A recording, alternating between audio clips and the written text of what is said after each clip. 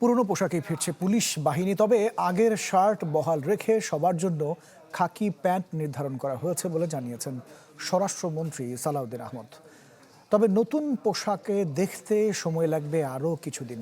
ভিন্ন প্রসঙ্গে মন্ত্রী জানিয়েছেন, এবারের সংসদ অধিবেশন ইতিহাসের মধ্যে সবচেয়ে সফল। পুলিশ বাহিনীর সংস্কারের অংশ হিসেবে পোশাক পরিবর্তনের সিদ্ধান্ত নিয়েছিল অন্তর্বর্তী সরকার। যদিও তা নিয়ে বিভিন্ন মহলে ছিল আলোচনা সমালোচনা। বিএনপি সরকার গঠনের পর সিদ্ধান্তটি পুনর্বিবেচনার অনুরোধ জানায় পুলিশ। সোমবার দুপুরে সচিবালয়ে রোহিঙ্গা ইস্যুতে বৈঠক শেষে পুলিশের পোশাক পরিবর্তনের ঘোষণা দেন স্বরাষ্ট্রমন্ত্রী। জানান, মেট্রোপলিটন ও জেলা পুলিশের আগের রঙের জামাই বহাল থাকছে, তবে সবার প্যান্টের রং হবে খাকি। এই পোশাকটা আসলে ওয়াইডলি অ্যাকসেপ্টেডও হয় নাই। উপরের অংশ আগে যেটা ছিল মেট্রোর জন্য এবং সারা দেশের জন্য, সেটা আমরা বহাল রেখেছি। তবে প্যান্ট পাজামা সেটা আমরা খাকি ড্রেস দিয়েছি।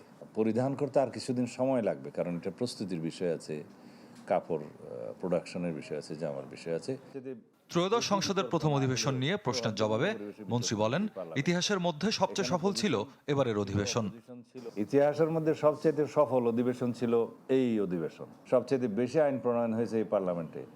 সবচেয়ে বেশি বিতর্ক না হলেও সৌহার্দ্যপূর্ণ পরিবেশে বিতর্ক হয়েছে এই পার্লামেন্টে। এখানে পজিশন ছিল, অপোজিশন ছিল, সবার বক্তব্য ছিল, কিন্তু ভ্রাতৃত্বপূর্ণ একটা সম্পর্ক ছিল, সৌহার্দ্যপূর্ণ সম্পর্ক ছিল। জাতীয় ইস্যুগুলোতে আমরা একসাথে কথা বলেছি, ঐক্যবদ্ধ হয়েছি, এবং বিভিন্ন বিষয়ে মতবিরোধ থাকতেই পারে বিরোধী দল এবং সরকারি দলের মধ্যে। সেই মতবিরোধগুলো তারা প্রকাশ করেছে, আমরা আমাদের মত দিয়েছি। এই ডিবেটটা তো হবেই। এই দ্বিমত এবং ভিন্নমত পোষণ করার জন্যই তো গণতন্ত্র। স্বরাষ্ট্রমন্ত্রী আরও জানান, অস্ত্র, মাদক, চাঁদাবাজি বিষয়ে জোরালো অভিযান চলছে। এই সব বিষয়ে আমরা একই সাথে যৌথ অপারেশনও করছি, আবার পুলিশ নিজেরা অপারেশন করছে, র্যাব অপারেশন করছে, অগ্রগতি আছে। স্বপ্নিল শাহরিয়ার শিশির, চ্যানেল 24, ঢাকা।